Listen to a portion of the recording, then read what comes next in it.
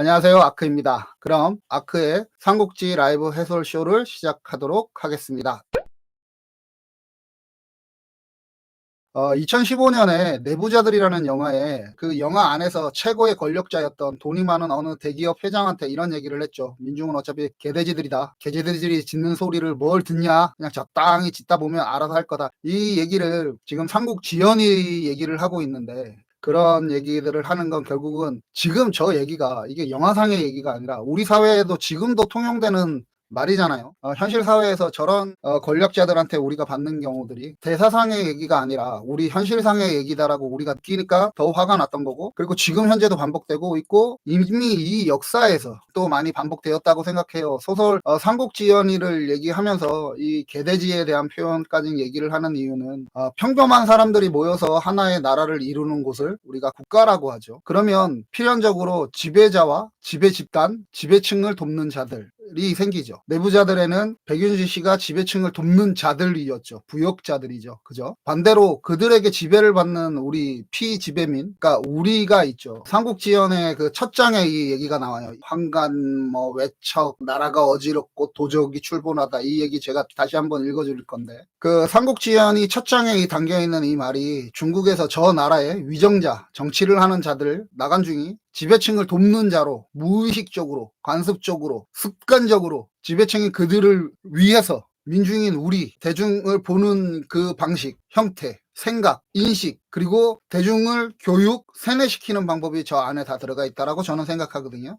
소거법이라는 게 있죠. 어떤 복잡한 일이 얽혀 있을 때 조건이 맞지 않는 것들을 지워나가는 방식이죠. 그죠? 보통 이제 역사를 이렇게 얘기하잖아요. 흔히 승자들의 기록이다. 역사는 승자의 기록이다. 저는 이 역사를 지배층이 피지배층을 지배해 왔던 방식들을 기록한 것이다라고 저는 생각하거든요. 그런 것도 하나의, 그러니까 역사의 의미 안에 들어가 있다라고 저는 생각해요. 그러니까 권력자들이 대중을 어떤 식으로 지배해 왔는지를 기록하고 있다라고 저는 역사를 봐요. 승자의 기록으로 보는 역사는 승자의 기록이니까 영웅주의에 가깝지만, 저에게 이 역사라는 건 선천적인 사이코패스들, 우리 이제는 좀 느끼잖아요. 그러니까 사이코패스, 소시오패스들, 이런 거, 선천적인 사이코패스들이 후천적인 소시오패스들의 지원을 받으면서 민중인 일반 대중을 유린한 기록의 흔적이라고 저는 봐요. 그걸 찾으려고 해요. 그래서 제게 역사는 0.1%의 지배층과 그 1%라고 착각하는 지배층 안에 속해져 있다라고 하는 그 부역자들, 그리고 99%의 민중, 대중을 저들이 사기, 세뇌라고 생각하기 때문에 역사는 반드시 해석이 필요하다라고 생각하는 사람이에요. 그래서 역사는 해석의 필요성이 중요한 학문이다라고 저는 생각을 하거든요. 지금 삼국지를 해체해서 해석을 해보려고 하는 거잖아요. 저 지배층이라고 하는 1%의 사람들은 대중을 상대로 보여줘야 할 것과 보여주지 말아야 할 것을 철저하게 나눠왔어요. 그리고 자기들한테 불리한 건 언제든지 감추어왔고, 자기들이 유리할 만한 것들, 유리해져야 되는 것들을 우리가 교육이라는 이름으로 사회적으로 학습되어 왔죠. 세뇌되어 왔죠. 이것이 과연 역사에만 그러했느냐? 지금 우리 사회는 그렇지 않은가요? 철저하게 보이는 것과 보이지 않는 것, 철저하게 보여줄 것들, 그것이 진보가 되든 보수가 되든 경제가 되든 마찬가지죠. 제가 마케팅의 전문가 작자들이라고 얘기하잖아요. 그 사람들이 가장 많이 하고 있는 게, 보여줘야 될 것들이 분명히 있는데 그건 숨기고 자기들이 유리한 것들을 보여주는 형태로, 그것을 강조하는 형태로 발전시키고 있잖아요. 이런 부분들을 증명하는 게 아까 얘기 드렸던 대로 제가 지금 해설하는 삼국지연의의 첫 장, 나간징이 썼던 삼국지연의 첫 장에 정확하게 나와 있다라고 저는 생각을 해요. 그러니까 오늘은 삼국지연의에 나와 있던 그 대중을 유린했던 저들의 방식이 고스란히 담겨 있는 그 첫 한 페이지만 오늘 보여드릴 거예요. 무엇을 감추고 무엇을 숨겨왔고 어떤 식으로 이것들을 발전시켜 왔는지.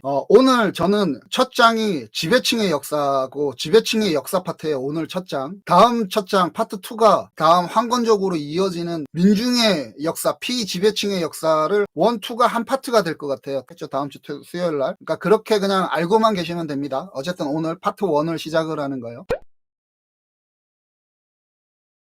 여기에 이제 삼국지가 이제 본격적으로 시작이 되면 시작 구절에 시가 하나 나오고 그건 일단 펼치고 무릇 천하의 대세는 나누어진 지 오래면 합치고 합친 지 오래면 반드시 나누어지는 법이다. 그러면서 이제 주나라 그다음에 진초 한에 대한 얘기들이 이렇게 쭉 전조에 깔고 그다음에 전한과 지금 여기는 삼국지 시대는 후한 때거든요. 그 후한으로 나누어지는 얘기 그리고 그거에 있었던 나라의 병고들에 대해서 얘기를 쭉 훑어가요. 그러면서 이제 이 얘기가 나와요. 건영 2년 4월. 그러니까 건영은 그 당시에 황제가 썼던 연호예요. 대충 169년 정도 되는 그 시기래요. 그때 황제가 은덕전 옥자에 오르려 그러니까 자기 자리에 가려고 하다 광풍이 막 크게 불어서 더니 그 황제 앞에 푸른 뱀이 또아이를 틀고 앉아서 그 황제의 길을 막는 거예요. 그걸 보면서 황제가 놀라서 그 자리에 털썩 주저앉으니 좌우에 있는 신하들이 그 황제를 모시고 피신을 하려고 하는데 보니까 아무것도 없더래요. 그리고 이내 큰 천둥이 막 치고 우레가 치고 큰 비가 막 내리고 그 비는 얼음이 되고 우박이 되어서 밤중이 다 될 때까지 막 쏟아졌대요. 그래서 민가의 피해가 막심했다고 해요.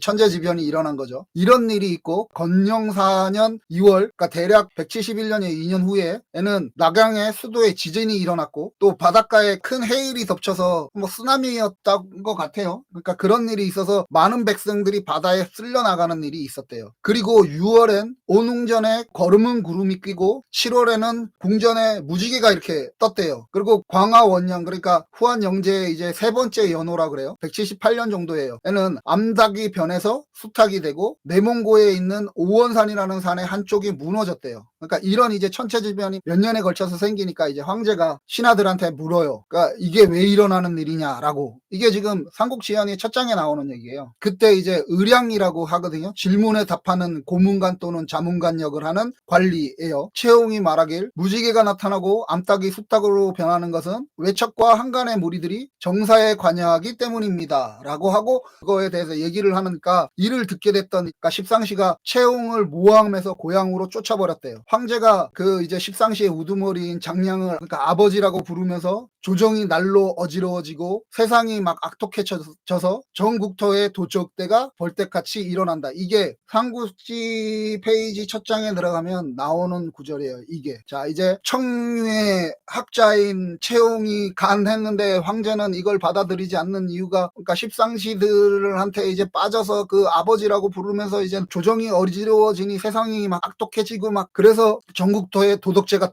벌떼같이 떠올랐다. 이게 나간중이 해석했던 시대 배경으로 깔았던 거예요. 저 얘기들을 지금까지는 우리가 믿고 있죠. 지금까지는 우리가 믿으면서 어떤 일들이 생기냐면 황간 외척 나쁜 놈, 황제는 불쌍한 놈, 불쌍한 사람, 불쌍한 분, 그리고 청류의 학자들은 대단한 사람, 뭐 이렇게 지금 이제 해석이 되는 거예요. 나간중이 이걸 노리고 썼고 실제 역사에서도 최용은 이렇게 간해서 죽을 뻔했어요. 그걸 여강이라고 하는 황간이 구명을 해요. 변호를 해주는 거야. 원래는 죽이려고 했었는데 채용이 죽을 뻔했다가 중요한 게 아니라 구명한 것 그걸 도와줬던 사람이 황간이에요. 황간. 이게 이제 실제 역사에 원래 있었던 얘기예요. 이 실제 역사에 있었던 얘기를 나간중이는 천하가 어지러운 이유로 당시 한나라의 27대 후한 12대 황제 저 당시에 왕 장량을 아버지라고 부르는 그 좀 뭔가 오둔하고 보호해줘야 되는 그 황제가 그 십상시들한테 휘둘려서 나라가 혼란하고 도적이 막 기승을 부리게 됐다고 그 당시를 정의를 하면서 삼국지가 군웅활고 진짜로 이제 진짜 제대로 되어 있는 영웅들이 이제 나와서 저러한 간악한 무리들을 이끌면서 이 베이스 배경이 되는 거예요. 나간중이 처음 썼던 그 시기 나간중이 명초기 사람인데 이때 썼던 그 당시에 아까 원나라 정말 진짜 한족이라면 찢어 죽여도 그러니까 시원찮을 그 이민족들을 깨부수고 명나라가 이제 딱 됐어요. 그러면 이제 어린 백성이라고 하죠. 이제 어떤 정보들이나 이런 것들을 잘 모르는 그런 어린 백성을 상대로 유학을 공부했던 고시 낙방생인 나간중이가 이학기꾼으로서 당시 지배층과 지배 문화를 정당화하는 서술 방법이 저 방법이었다는 거죠. 황간 외척 나빠 황제는 보호해야 돼 청류의 학자들이 이런 형태로 그래서 당시에 정말 저러했는지 그거를 좀 보자는 거죠. 저는 삼국지 연의를 가지고 저들의 문화를 좀 보고 동이족의 아빠인 내가 99%의 민중으로 살아가는 내가 저들의 1%들이 어떤 식으로 세뇌하는지 그 유교식으로 어떻게 세뇌해 왔는지를 얘기하려고 삼국지 연의라고 하는 걸 잡는다 그랬잖아요.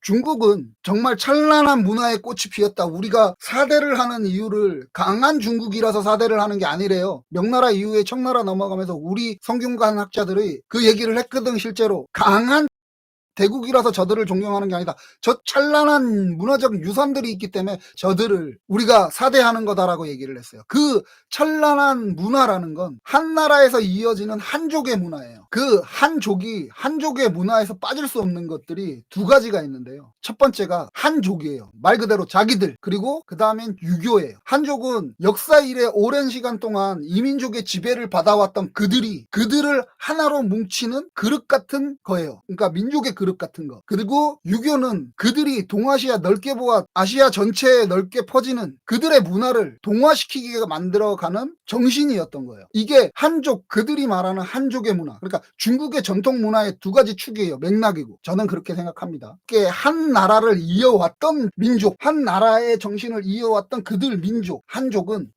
어디서부터 시작되었을까요? 그게 한 나라인데 우리가 이 삼국지만큼 유명한 초한지라는 게 있어요. 초나라와 한나라의 전쟁 시기. 그러니까 불로초로 유명한 진시황은 당시에 많은 나라에 있던 춘추 전국시대 이후를 중국 역사상 처음으로 통일을 하죠. 최초의 통일 국가가 진나라가 생기잖아요. 초한지를 몰라도 이 진나라의 천하 통일에 관련해서는 아마 들어보셨을 거예요. 이 최초로 통일을 했던 진나라의 황제 진시황제는 스스로를 하늘의 자식 그리고 하늘이라고 말했죠. 그것이 이제 천자이고 황제가 된 거고, 그런 시황제가 죽고 나서 2대 황제 시기에 최초로 이제 죽임을 당하면서 나라 자체가 멸망을 하죠. 그 나라가 망하면서 초나라와 한나라의 전쟁기를 다루는 게 그게 이제 초한지거든요. 그때 이후에 한나라로 통일이 되고, 당시에 진나라, 초나라, 한나라 중에서 정체성이 제일 약한 게 한나라였어요. 물론 이제 전국 치롱해갖고 한나라가 있었는데 그 이전에 유방은 건달, 말 그대로 평민 건달이었어요. 그러니 한나라가 전통성이 가장 없었어요. 그 전통성을 부여한 게 초반이 초한지인 거고, 저는 그렇게 생각해요. 그 전통성을 이어나가게 만드는 게 삼국지연이 이제 삼국지가 된 거라고 저는 생각해요. 중국에서 한족은 자기 민족을 담아내는 그릇이 하나의 민족이다라고 하는 조상에 대한 정체성이 거기에 있는 거예요. 그 초한지를 만들었던 왕, 유방은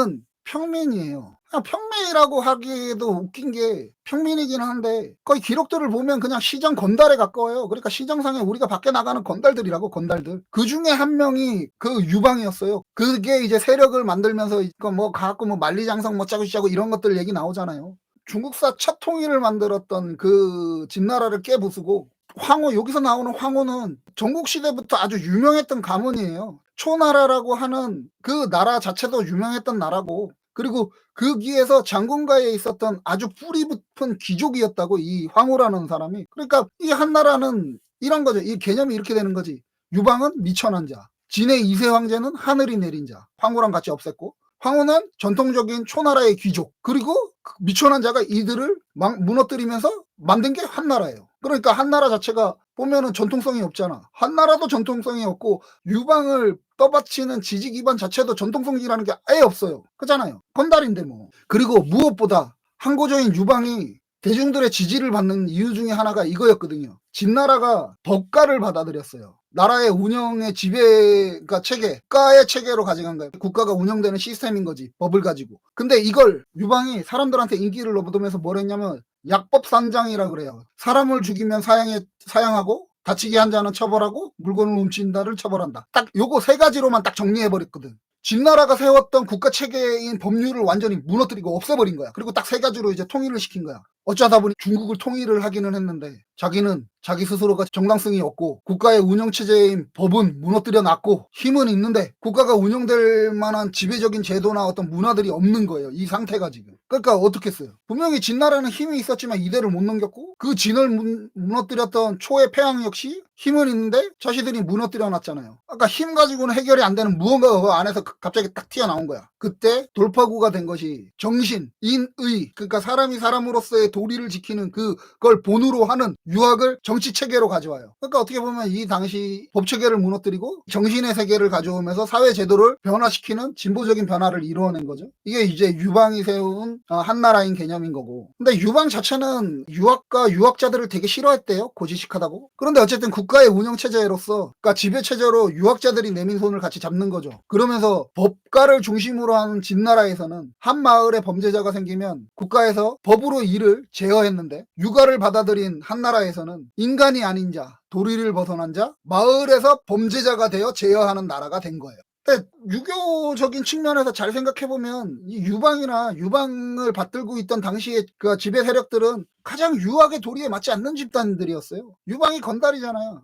백성이고 건달이잖아요. 그러니까 출신부터가 이미 그래 했고, 하늘의 자식, 하늘의 대리인이라고 했던 천자라고 했던 이세 형제를 죽이고, 진나라가 세운 그런 전통들을 무너뜨리고, 그잖아요. 법이라고 하는 전통들을 무너뜨리고, 그 다음에 전통이 있던 실질적인 귀족 출신 성분이 분명히 좋은 그 귀족 초나라를 멸망시키고 자기들이 된 거니까 얼마나 전통성이 없어요. 그런 집단이었던 유방과 한나라가 유교를 국가의 본으로 받아들이면서 이제 전통성을 이제 막 확보해 가는 거예요. 여기에 이제 인의, 사람으로서의 도리를 아는 유학자들이 위선이 시작되는 거죠. 그들의 위선이 이제 가장 정통성이 없을 만한 왕을 받들어 모시는 유학자들이 이제 거기에 전통성을 달아주는 거죠. 춘추 전국 시대의 지부의 문화는 지배 권력에서는 육아의 정신, 유교를 공부하는 사람들, 그리고 피지배 민중에게는 도가의 생활이 저변에 깔려있어요. 그러니까 지배 계급에는 육아의 정신이, 사람들의 생활에는 도가의 정신이 있는 거예요. 그래서 육아는 인의, 도리, 인간의 도리를 말하는 학문으로서의 그 지배 계급이 공부해 나가는 거고, 도가는 그러니까 인간이 어떤 그 도리를 능가하는 초월적인 천의 힘, 하늘의 힘, 영험함, 그럼 민간 신앙 쪽으로 발전해 나가죠. 이것들이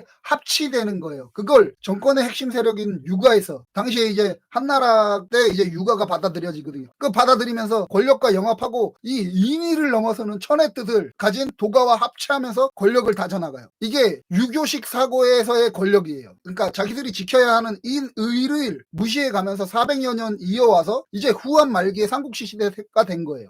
저는 이렇게 생각해요. 삼국지 시대라는 건 가장 정통성이 부족했던 고조 유방이, 그러니까 시정 잡배였던 고종 유방이 당시의 지배 문화로 육아를 받아들이면서 하늘의 자식이로, 인간의 황제로, 유학과 유학자들이 우러러보고 지탱해야 되는 체제의 황제가 되었던 그 과정이 저 한나라의 400년이라고 저는 생각하거든요.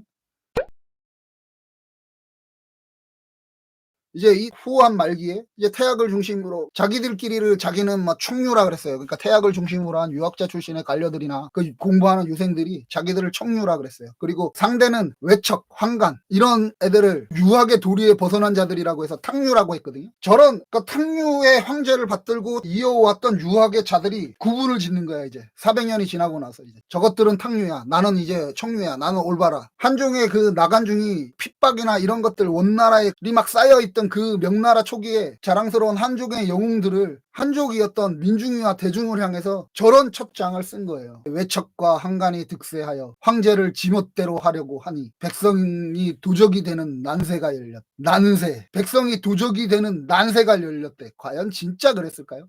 수나라 때 관리제, 그러니까 과거제가 실시돼요. 이 과거제라는 거 국가 관리를 임용하는 시험이죠. 그죠? 우리가 말하는 임용고시 같은 거. 관리 선발이 정해진 룰에 의해서 대체로 그렇지는 않았지만 그래도 나름대로 객관적으로 형태를 만들어서 국가 관리 시스템을 뽑는 게 이 과거제잖아요. 우리는 지금 엄격하고 어려운 선발 기준이 있는 현 시대의 기점에서 살고 있잖아요. 한나라 저 당시에는 과거제도가 없었어요. 그러니까 청거제가 기본적인 거라. 사람들은 왜 없었냐, 한거리 선제 같은 청거제가 있지 않았냐, 그런 보완하는 문화들도 있지 않았냐라고 얘기하는데, 소개받은 사람이 와서 시험을 보는 거예요. 그러니까 기본적으로 이건 청거제지. 그리고 그 시험이라는 게 왕이나 관리가 국가에 대한 기준이 아주 명확한 사람이었다면, 그래서 시험을 봤다면 이거 공정하다고 말할 수 있겠지만, 기본적으로 기준 자체가 부족한 왕이나 관리라면 이게 무슨 한거리 선제 그 보완점이 이게 뭔 보완점이 되겠어요. 그러면 저 후한이라는 시대가 그 기준이 명확하게 서 있는 시대겠어요? 없는 시대겠어요? 그러니까 자, 이 청거시 시대 명나라 시기의 과거제도가 이제 전성기를 맞는데, 그 나간중 입장에서 보면은, 그러니까 나간중이 몇 번이나 시험도 떨어졌고 했는데 황간이나 외척이 분명히 쟤네들은 그잖아. 시험을 보고 들어오는 관리들이 아니니까 정책에 관여하면 안 되는 자들인 거잖아요. 그러니까 타도해야 되는 대상이 보이게 맞고 실제로 명나라 초기에 1, 2, 3대 황제는 황관을 철저하게 배격시켰어요. 물론 4대 이후 넘어가면서 다시 이제 황관들이 이제 막 그거 하지. 그 당시에 명나라에서 보면, 그러니까 나간중이가 삼국지연의를 쓸 때를 보면 이거는 유교의 틀에 벗어나는 거잖아. 이게 그잖아. 이민족의 지배를 받았어. 이민족이라는 건 이런 거거든요. 기본적으로 근본이 없는 애들이야. 그냥 이민족이라는 애들은 근본이 없는 거야. 의미가 없는 애들이야. 그러니까 육아에서 바라보면 이민족은 그냥 근본이 없는 애들이에요. 그리고 황가는 뭐가 없는 애들이잖아. 그러니까 유학을 근본으로 바라보면 이민족한테 엄청나게 시달렸던 명나라 때 나간중이가 저 뭣도 없는 것들이나 그런 기준도 없는 외척들이 저거 한 거겠지. 근데 이 외척이 정말로 기준이 없는지 한번 조금 있다가 제가 뒤에다 이제 다시 얘기 드릴게요. 그 한족에 대해서 제가 얘기 드렸던 건 이거잖아요. 그러니까 중국의 지금의 역사인 한족의 그 뿌리가 되는 한나라를 만든 황제나 그 황제의 기반이 되었던 자들은 유교하고는 전혀 어울리지 않는 자들이라 그랬잖아요. 정체성이 일단 없어요. 전통성이. 그러니까 시정작배 건달이 황제가 된 게 유방인 거고, 걔를 떠받들고 있는 지배문화에 있는 애들이 뭐 제대로 되어 있는, 거기서 정말로 유교학자들이 보면은 인의에 맞지 않는 애들이죠. 걔네들은 만약에 좋게 봐준다고 해도 협이에요. 협. 용감하고 의리가 있는, 그잖아. 한 고조의 유방이라고 하고 그 집단이 가지고 있던 건 협이라고, 그냥 의리가 있다의 정도. 뭐 야쿠자들 같은, 건달이나 야쿠자들의 그런 방식이죠. 높게 보아준다고 해도 뭐 야쿠자들이 말하는 그 임협, 약자를 돕고 강자를 물리치는 정의감, 뭐 그렇게 볼 수는 없는 것 같지만 그것이 유방의 기록에는 정말 많거든요. 그러니까 그러한 자, 유방을 400년 동안 지배하게 만들었던 유교가 무엇, 도교를 가지고 아까 얘기했던 특별한 하늘의 뜻, 인의를 벗어나 있는 능가하는 하늘의 뜻을 가진 민간 신앙인 도교와 합쳐지면서 정신적이고 생활적인 지배를 했던 것이 그 유방의 400년이에요. 그 유방의 400년이 이런 거죠. 그냥 흔히 얘기하는 양반이라고 하는 지배층과 쌍놈이라고 하는 피지배층이 이제 정신적으로 완전히 구분되고 괴리감을 만들어가는 거예요. 저 두 가지, 유교와 도교가. 그걸 만들었던 게 유학을 하는 지식인들이고, 그 당시에는 공부를 하는 게 유학자들이었거든, 전부 다. 그러니까 건달, 그러니까 잡배인 거지. 뭐 시정 건달을 우리 주변에서 볼 수 있었던 유방이 하늘에 내린 자가 되고 우러러 받들어 모셔야 되는 유방이 되어버렸어요. 저들에 의해서, 저 지식인들에 의해서, 유교를 믿는 당시의 지식인들, 유교주의자들에 의해서 도교의 민중이 믿는 그 민간신앙이랑 합치해갖고, 그래갖고 하늘이 내린 자로 유방을 받들어 모시고 있어요. 그리고 그의 일족들을 막 보좌하는 지배층, 떠받치는 지식인들, 지들도 이제 특별해지는 거지. 이제 그런 거를 하는 거니까. 나는 이제 저런 하늘을 떠받치고 있는 자 중에 하나니까 이러면서, 그래서 지배층하고 지배층을 돕는 자와 완전 바닥에 떨어져 있는 민중이 저들을 특별하게 보는 사회로 정립이 된 거예요. 이게 지금 후한 말의 역사라는 거지. 그 당시에는 과거제가 없는 사회였잖아요. 그 당시에, 자, 이제 그러면 내가 특별해지려고 하면 세 가지로 크게 구분을 하면, 일단 이미 신분이 특별해 있는 자들이에요. 자, 청거 문화는 본질적으로 끼리끼리라고 하는 거잖아. 그잖아요. 그러니까 집안하고 집안끼리 혈육, 피, 혈연, 유비가 이제 혈연을 갖고 들어온 거죠. 그죠? 자기는 이제 중상진왕의 후손으로서 막 이러면서. 자, 기본적으로 청거 문화 핵심 첫 번째, 혈연, 신분이 특별해 있는 자들. 두 번째, 교육을 받는 공동체, 학연이죠. 그러니까 유비가 공손찬하고 노식 문화에서 같이 수학한 선후배 사이예요. 그러니까 나중에 공손찬이가 저쪽에 어디 가서 그걸 하니까 유비가 한때 그쪽에 의탁하거든요. 청거가 되는 거지. 그러니까 교육을 함께 받았던 학연, 그때 당시에 가서 뭐 노식 문화에 그 이름난 스승 밑에 들어가서 공부를 한다는 것 자체가 어마어마한 재력을 필요로 한 거였지. 민중은 할 수도 없는 거지. 자, 그들만의 학연. 그 다음에 알고 있는 것처럼 이제 유관장이 한 지역을 중심으로 모이잖아요. 지연. 이게 이미 신분이 특별해져 있는 자들이 지들이 특별해지는 방법이었어요. 혈연으로 묶여 있거나 학연으로 묶여 있거나 지연으로 묶여 있는 게, 근데 이게 비단 저 시대의 문제가 아니에요. 우리가 중국 사람들이랑 사업을 할 때 가장 중요한 게 관시거든.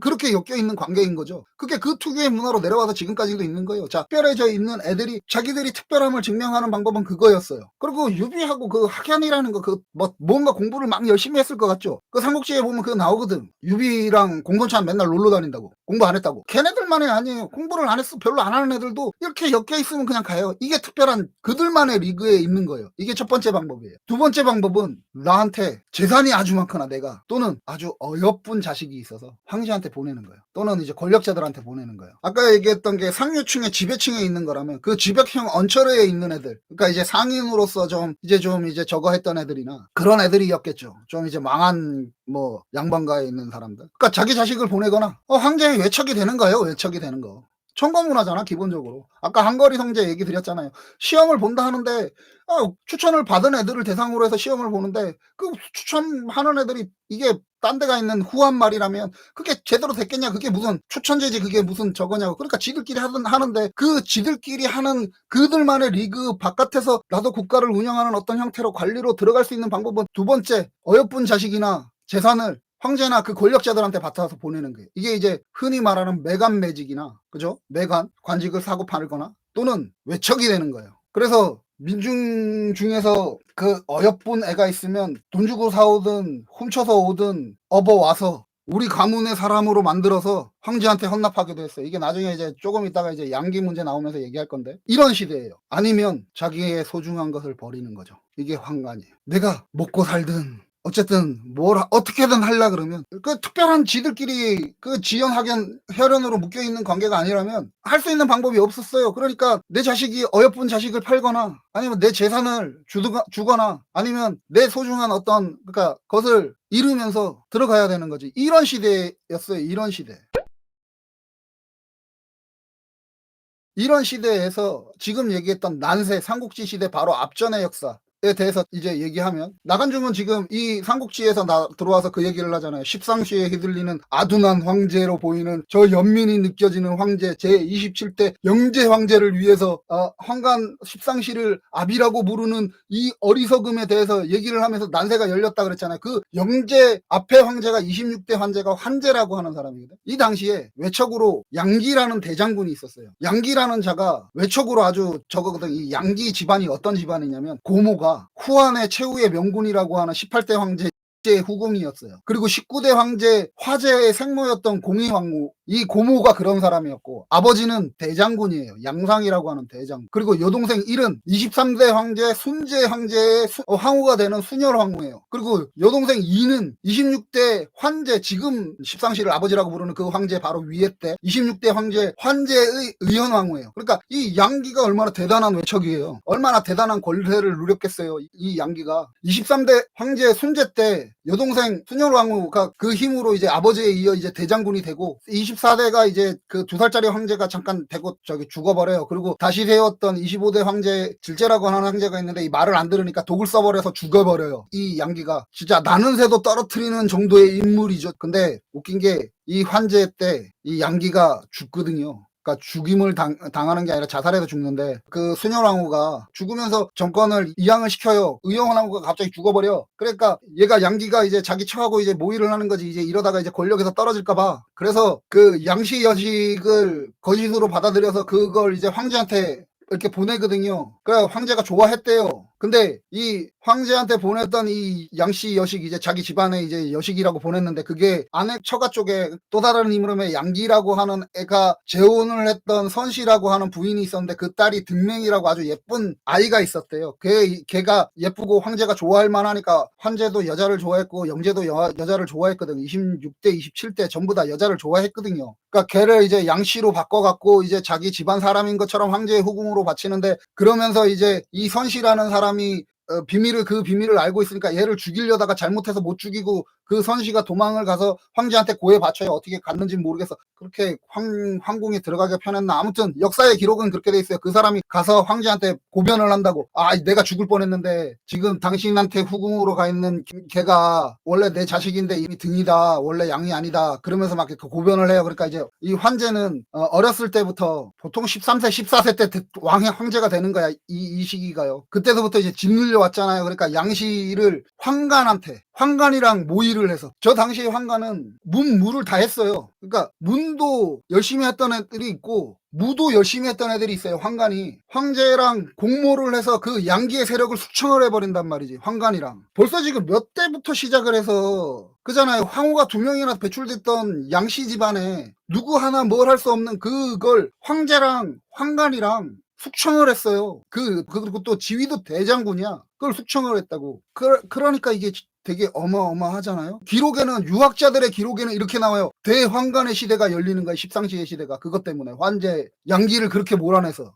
일단은 제가 하고 싶은 얘기가 여기서 많은데 그건 좀 뒤에서 얘기할게요. 자, 십상시 얘기를 본격적으로 하기 전에 여기서 이상한 대목. 청유라고 하는 유학의 근본으로 하는 자들 저기 때 뭐 했을까? 저 일이 일어나는데 저게 20년이 넘게 일어났던 일이거든. 황제를 자기가 세운 황제가 자기 말을 안 듣는다고 독약을 먹여서 죽였어. 그런 일이 있었던 양기야. 그리고 고혈을 빨아먹어 가면서 고래등 같은 집을 처가랑 자기랑 어느 집이 더 큰지 시험하듯이 그러고 낙양을 유린을 했던 그런 대장군 양기야. 근데 그때 청유학파였던 유학자들은 어디가 있었을까요? 이제 당고의 화 사건에 대해서 얘기를 해드릴게요. 자, 이 이후 7년이 지나고 이제 황제가 이제 외척을 저렇게 뿌리 뽑아버렸잖아요. 그러니까 황제는 이제 아까 얘기했던 대로 여자를 좋아해. 자기는 이제 정사를 돌보지 않고 이제 황관한테 정체만 시키고 막 이렇게 선을 넘기 시작을 해요. 근데 이제 황관들이 이제 자기들도 이제 권력을 잡아갖고 이제 막 매간매직을 막 하면서 이제 선을 넘기 시작하는 거예요. 저렇게 하고 있는 꼬라지가 보기 싫으니까. 저게 아니니까 이제 태학생들, 유학을 배우는 유생들 3만여 명하고 당시에 사례교위 황제 친족을 감시하는 직책이에요. 사례교위가 이응이라는 사람하고 소위 청육파의 세력들이 수도에서 저 황관들을 막 비판을 해요. 자, 3만이야. 태학생들 3만여 명하고 이게 막 패요. 저 도중놈들 저것들 저 뭣도 없는 것들 이러면서. 그러니까 이제 황관들이 이제 위기감이 느껴지는 거야. 저 유학을 배우는 애들이 이제 우리한테 이제 자 이런 위기감이 저 양기한테는 왜 못 줬을까? 아무튼 위기감을 줬어요. 그래서 황제한테 가서 이 황관들이 쪼르륵 달려가서 황제한테 구하는 거야. 저것들이 패거리 도당을 만들어서 황제와 조정을 비판하고 세상을 혼란하게 하옵니다라고. 그러니까 황제가 도당 뭐 작당질한다고? 그러니까 황제가 청육파 관리들을 색출을 해서 이응 진범 같은 대신들을 청육파 200여 명을 잡아들였는데 이제 이 사람들한테 이제 물어요. 이제 니네들이 작당질을 했느냐 도당을 결정해서 작당질을 했냐니까 원이다 우리는 그런 적 없다. 저 뭣도 없는 황관들이 설치는 꼬라지가 보기가 싫다. 이러면서 청육파 학자들이 이제 대를 딱 자기들의 대를 이제 보이는 거지. 유학자의 그 꼼꼼한 대들을. 그러면서 황관들을 질책을 해요. 그러니까 황관들이 열받아갖고 얘네들을 이제 종신금고. 그러니까 니들은 이제 앞으로 저기 가서 이제 죽을 때까지 나오지 마. 니네들은 이제 관리가 되기도 힘들어. 니네들 청고도 못 받아. 이제 이러면서 마무리되는 사건이 제1차 당고의 화라고 하는 사건이에요. 당고가 그러니까 무리를 지어서 금고에 처하는 화가 일어났던 일이라는 거야. 이게. 자, 1차 당고의 금이 이제 황제 시대에 이제 26대 황제 시대에 있었어요. 자, 그 이전에 이 황제가 권력을 잡는 그 7년 전에 양기가 그 대단하게 위세를 부리던 그때 이 3만 명은 뭐 하고 있었을까? 이 사례교위의 청류파의 학자들은 뭐 하고 있었을까? 뭣도 없는 것들이 7년 후에 설치고 다닌다고 저걸 했다고 얘기를 하는데 그러면 7년 전에 그 3만여 명하고 걔네들은 뭐 했을까? 그죠? 이게 이제 제1차 당고의 금 사건이고 제2차 당고의 금은 이제 13세의 황제가 황제가 됐어요. 그 황제를 만드는 게 이제 그러니까 두태우하고 두무라고 하는 외척이 당고의 화 사건으로 이제 금고에 처해 있는 사람들을 사면을 시켜주고 복원을 하고 뭐 이응 같은 사람들 풀어주면서 복권해서 저 황간의 세력들을 일수하겠다라고 막 저걸 하는데 이걸 황간이 먼저 알게 된 거예요. 그래서 황간이 선수를 쳐요. 그래서 두 분은 자살을 하고 이응을 포함해서 잡혀 죽은 자들만 100여 명이 넘고 사제 유죄, 금고 처분을 받는 자가 6, 700명, 태학생 1000명이 체포되었던 사건이 제2차 당고의 화 사건이에요. 이때 직책이 역시 대장군이었어요. 양기도 대장군이었고 두무도 대장군이에요. 와, 대장군이 황간들한테 그러니까 뭣도 없는 황간들한테 1, 2차에 다 해서 썰려 나갔어. 외척이. 그리고 청육파 학자들은 이것을 통해서 나는 이제 저 정권에 이제 가지 않는데 그래갖고 난세가 열리는 거야. 이제 저 정권에 이제 빌어먹지 않겠다고. 그때 황제가 13세였어요. 14세야. 이때 168년 이때 제2차 당고의 화 시대. 야, 이게 청육파라고 하는 자들이라고 이게. 그러면 저 황간이 대단한 위세를 가지고 있는 건 맞는데 한번 생각을 해봐요. 그랬으면 황제가 이제 벌벌 떨어야 되잖아. 저 황관들한테 이제 13세, 14세가 된 이제 궁에 들어와서 황제가 된 지 이제 1, 2년 되네 야란 말이지. 그러니 얼마나 저 황관들이 묵고 섰겠어. 저런 대단한 대장군들도 막 쳐내는 그런 게. 근데 오히려 왕권이 강화가 돼요. 그래갖고 영제가 본격적으로 장사꾼 황제라는 소리를 듣거든. 이 황제가 지가 막 매간매직을 막 해요. 장량이나 이런 애들 막 시켜갖고. 저 외척은 권신이기도 해요. 권신. 국가에서 권력이 있는 신들. 저 청유라고 자청하는 자들. 정말 지들이 올바른 애들인데 저런 삐뚤어져 있는 권신들이 위세를 누릴 때는 조용해. 그러니 저 외척들이랑 연계가 안 되는 애들이 어디 없는지 찾다 환관한테 가서 환관이랑 같이 공모를 한 거예요. 앞져 있는 양지 시대도 그렇고. 지금 두무는 뭐 그거는 조금 다른 개념이겠지만. 그리고 영재는 무소불위의 권력을 휘두르게 돼요. 환관을 전면에 내세우고. 매간매직, 간직을 사고 파는 일이 사회의 질서나 안녕을 흐트러뜨린대요. 아까 얘기했던 학연 또는 지연 또는 혈연이 없으면 무언가가 될 수 없는 그 시대에 관직을 파는 걸 황제가 했어요. 그 기록이 많이 나와요. 근데 황간 십상시들이 나라를 망쳤대. 물론 황간이 나쁜 놈들이기는 했겠지. 지들 입장에선지 아무튼 나쁜 놈이란 기록도 있어요. 그 뭐 백성들을 죽였다니까 나쁜 놈들인 건 맞아. 그게 똑같이 지들도 하던 짓이라는 거지. 그리고 황간은 뿌리를 모두 제거해야 되는데 중국에 있는 황간들은 그러니까 거기에 10명이 가면 8, 9명이 죽었대요. 한 명만 살아남는 거야. 이게 민간이 살아남기 위해서 할 수 있는 거였어요. 이런 황간이. 그리고 지금 이게 바로 위에 있는 환제 시대만 있었던 게 아니고요. 그 후한 4대 황제, 19대 황제 화제 시대에 황간 전중 등이 외척이자 권신인 대장군 두연을 몰아내고 황제의 권력을 줬어요. 이 시기에 황간 채윤은 종이를 개량해서 지금 이제 채윤종이라고 하는 종이를 쓰는 거예요. 그리고 120년 후한 6대 21대 황제 안제는 12살의 황제가 돼서 31살에 19년을 황제로 있었는데 등태후라고 하는 16년을 임조칭제, 그러니까 황후가 천자가 돼서 정모를 돌보는 일로 허수아비 양부제를 만들고 있어요. 그리고 태해가 죽고 나서 외척들이 일가를 황간의 도움을 받아서 그 몰아내고 대략 3년 정도 황제 노릇을 해요. 그리고 23대 순제 때도 안사황후 염씨가 200일 만에 사망한 22대 소제 때부터 외척으로 등태호와 같은 힘을 갖고자 염씨 일가들이 전행을 맡기려 해요. 이걸 황간들이 23대 순제를 옹립하면서 염씨 인가를 몰아내요. 이게 매간매직으로 안근의 눈을 가는 그 황간, 강교한 황간들이 있었던 시대의 일이에요. 이 외척들이라고 하는 애들이 다 하나같이 대장군을 하고 당시에 조정에서 권신이었던 자들이에요. 그때 삼만이라고 하는 태학자들 다 어디가 있는데 마지막 명군이 18대 황제예요. 그 다음부터 19대, 20대, 21대, 22대, 23대, 24대, 25대, 26대, 지금 27대 황제인 영제시대에 지금 삼국지가 일어나는 그 시대가 그 시대에 자, 이 많은 무려 9명의 왕이 지나가는 동안에 전부 외척이랑 붙어먹었던 청류파 학자 한두 명, 진짜 제대로 된 청류파 한두 명이 몇 번 소리치다가 아무도 안 도와주는 거야. 너 왜 그러냐? 이런 시각으로. 근데 당고의 금 사건 때 3만이라고 하는 태학의 유학자들이 덜컹 튀어나와서 저 뭣도 없는 것들이 왕권을 유린한다고 이래가면서 얘기가 나오는 거야. 그 청류파 학자라고 하는 저 유학자들이 황간과 외척이라고 얘기하면서 쟤네들 때문에 나라가 망하고 백성이 힘들어진대요. 그래서 난세가 시작됐대. 이미 난세가 시작된 거 아니야? 이미 9대 황제가 전부 다 그따위로 외척이 바로 해서 대장군 권신들이 바로 해서 걔네들한테 기반을 만들었던 그 조정의 관리들이 황간에 의해서 숙청돼서 왕이 왔던 그 시기가 영제화정 때 절정에 이루는 거예요. 암군의 왕으로 말하는 저 영제 황제 때 자기 스스로가 황제 스스로가 관직을 매간매직할 수 있는 정도의 힘을 가져버린 거라. 그런데 청류파 학자라고 하는 자들은 유학자라고 하는 자들은 황간이 저 뭣도 없는 황간들이 이렇게 만들고 있다라고 얘기해요. 그러니 제가 저 십상시들을 좋게 보자의 의미가 아니라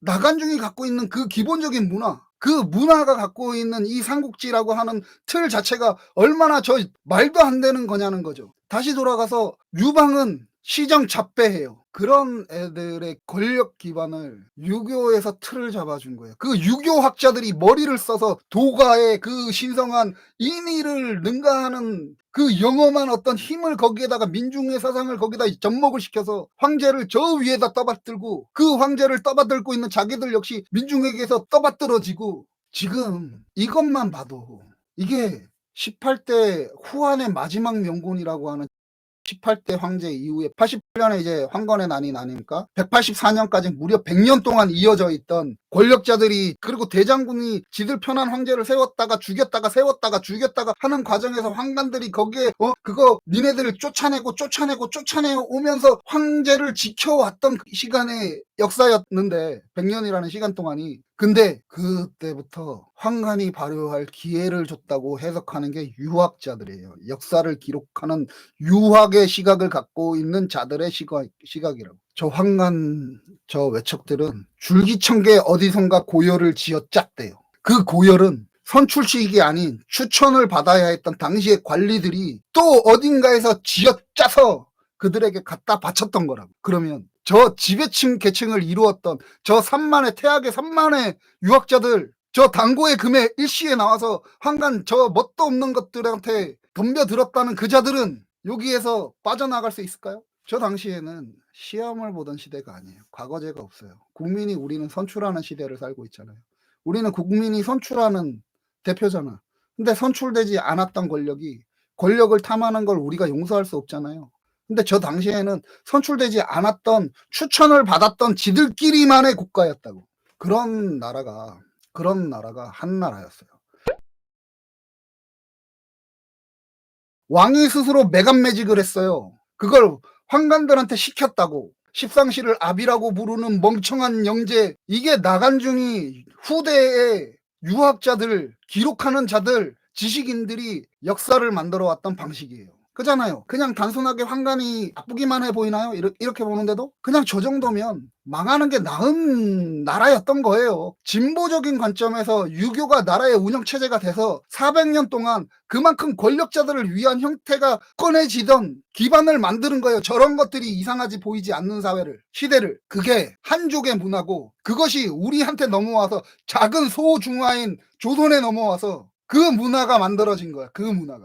저는 유교를 나쁘게 볼 생각이 없어요. 나쁘게 보이지도 않아요. 제가 일관되게 얘기하고 있지만 사회의 상식의 핵심은 그 기본적인 도리니까. 하지만 도리를 무너뜨리는 저들을 지원했던 유학자들, 그리고 그 문제를 외척은 권신들이, 대장군이 되었던 권신들이라는 건 그 청류의 학자들, 유학생들, 걔네들이 관리로서 걔네들한테 빌 붙는 거라고. 그런 시대로 굳건했던 걸 황간이 황제를 중심으로 돌려왔던 시기가 그 앞전 시대에 100년 동안 있어요. 이걸 소거했어요.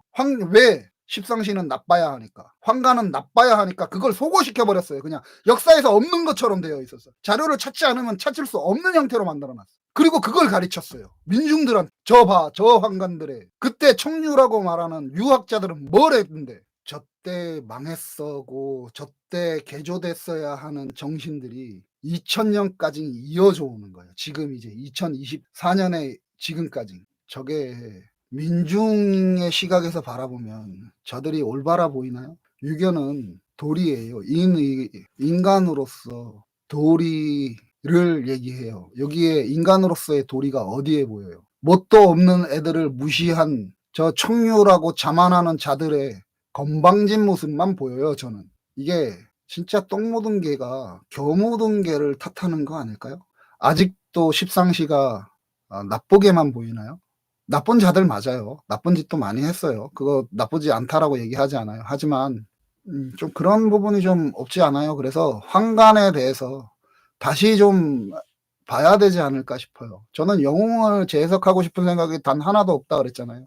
하지만 그 당시의 지배 문화와 현대 이 이런 것들이 정립되는 걸 가지고 저 당시의 민중 문화를 다시 좀 환기시켜 봤으면 좋겠어요. 그게 지금 오늘 우리 사회가 갖고 있는 이 문제점들, 그렇게 2000년이 흘러오면서 쌓였던 우리의 문제점들이 해소되는 과정이지 않을까라고 하는 생각이 있습니다.